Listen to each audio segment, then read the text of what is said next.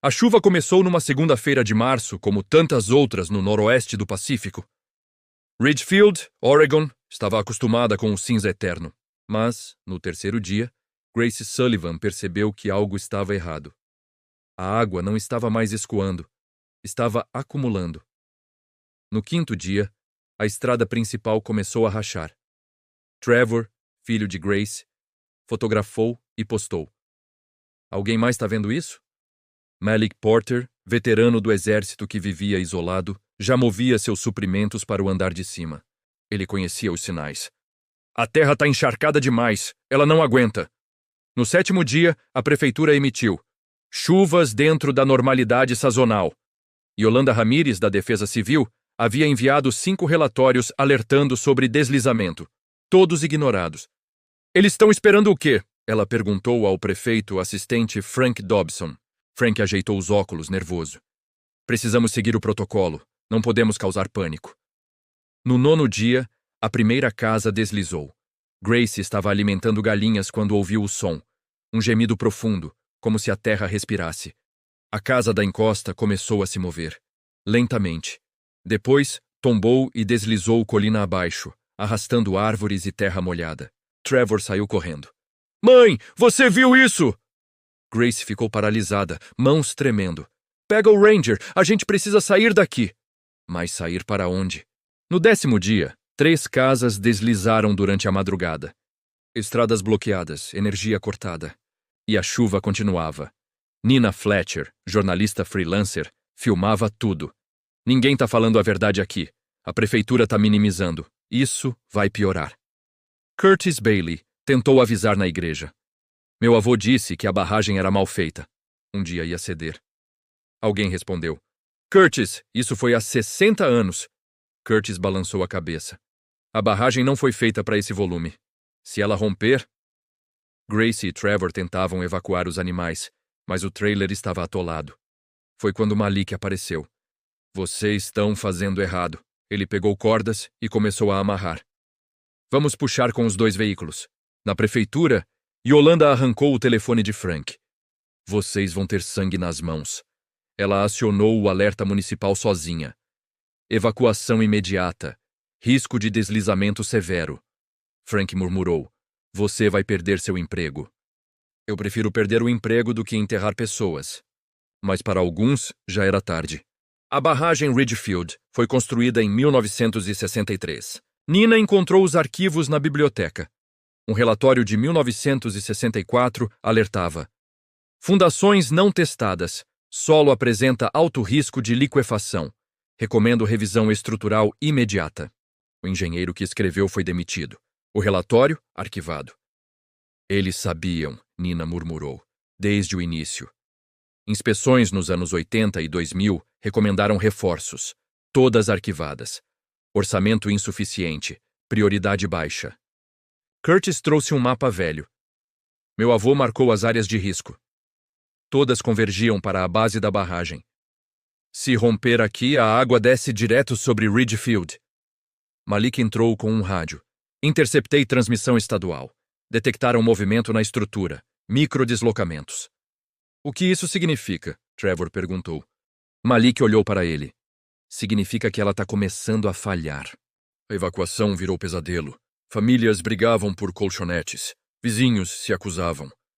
O medo transformou pessoas comuns em versões desesperadas de si mesmas. Grace viu 2 mulheres disputando o último colchão. Claire teve que intervir. Vocês 2 dividem ou nenhuma fica. Grace pegou Trevor. A gente dorme no carro. Lá fora, Trevor se deitou na caçamba abraçando o Ranger. Grace ficou no banco do motorista, mãos no volante. A gente deveria ter saído antes. Dentro do abrigo, 2 homens brigavam por água. Eu tenho 3 filhos e eu tenho uma mãe diabética. Malik ergueu a voz. Chega, brigar não cria mais água, vai só garantir que ninguém sobreviva. Ele entregou água para ambos. Dividam, controlem, sobrevivam. Curtis tentava soltar cavalos numa fazenda abandonada. Quando ouviu o estrondo, lama descendo a encosta, teve 3 segundos para decidir. Salvar os cavalos ou a si mesmo. Ele correu. Os cavalos ficaram. Quando chegou à estrada, virou-se. A fazenda havia desaparecido. Ele caiu de joelhos e gritou. Naquela noite, Trevor teve crise de pânico. Grace segurou o filho. Respira comigo. Claire ajudou. Me diz 5 coisas que você vê. Demorou 15 minutos, mas Trevor voltou. Grace abraçou com força. A gente vai sair disso, eu prometo. Malik assumiu o controle. Água primeiro, meio litro por refeição. Se alguém reclamar, explica que meio litro por 3 dias é melhor que 2 litros por 1. Grace estava aprendendo. Sobrevivência era matemática. Recursos versus tempo. Trevor e Curtis montaram coleta de chuva com lonas e baldes. Por que não fizemos isso antes? Trevor perguntou. Porque vocês tinham torneira, Curtis respondeu. A gente só aprende o valor quando as coisas somem. Em 6 horas, 50 litros. Curtis ensinou Trevor a ferver e filtrar. Meu avô me ensinou isso. Ele dizia, a terra sempre provê, mas só para quem sabe pedir direito. Claire organizou primeiros socorros. Sem hospitais, vocês precisam saber o básico. Torniquete, compressão. Hipotermia não é só congelamento. É confusão mental. Fala arrastada. Se virem isso, aqueçam devagar. Yolanda, demitida, mas ainda trabalhando, montava mapas de evacuação. Por que você ainda está fazendo isso? Nina perguntou. Yolanda nem levantou os olhos. Porque demissão não muda o fato de que essas pessoas precisam de ajuda. Eles estavam aprendendo, adaptando. Mas a barragem estava começando a gemer. O 11º dia amanheceu sem chuva. O céu estava visível. Talvez o pior tenha passado, alguém disse. Malik olhava as colinas. O pior ainda não começou. Curtis viu primeiro. O rio estava secando. O nível baixou meio metro em 10 minutos. Ele pegou o rádio. Malik, o rio está secando. Malik empalideceu. Não é bloqueio, é acúmulo. A barragem está retendo mais água do que deveria. Yolanda recebeu ligação de um inspetor.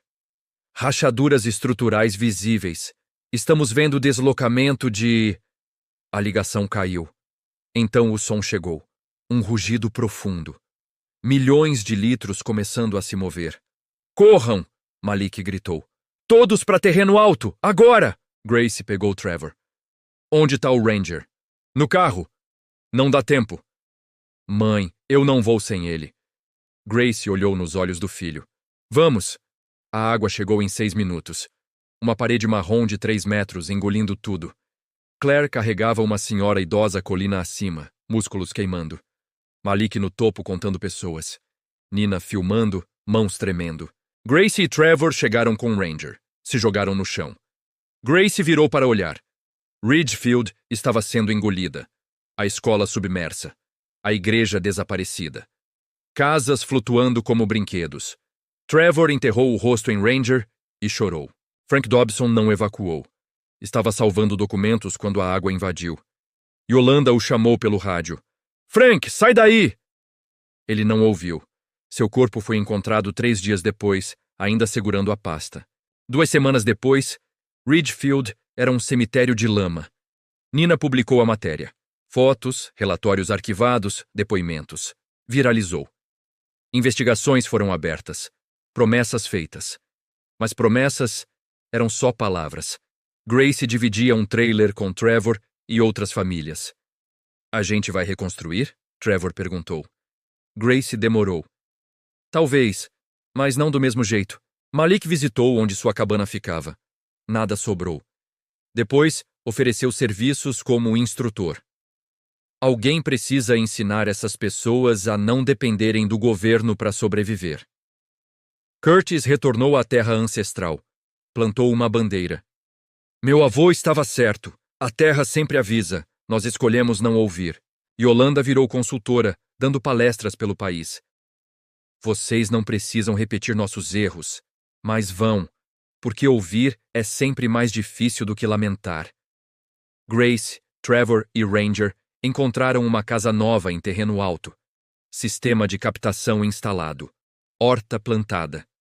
Uma noite, Grace viu nuvens escuras se formando. Seu corpo tensionou. Por um momento, estava de volta àqueles 11 dias. Trevor apareceu ao lado. Tá tudo bem, mãe. É só chuva. Só chuva. Mas nunca seria só chuva de novo. Eles haviam aprendido que natureza não negocia, sistemas falham, autoridades mentem. Sobrevivência não é sorte, é preparação, comunidade e coragem de agir quando outros hesitam. Ridgefield virou estudo de caso. Virou aviso. Mas para os que viveram, virou cicatriz. O tipo que dói quando o tempo muda. Porque no final, a chuva sempre volta. A terra sempre se move. E a única escolha que importa é se você vai estar pronto quando ela vier. Ou se vai esperar que alguém te salve. Esta é uma obra de ficção criada apenas para reflexão e entretenimento.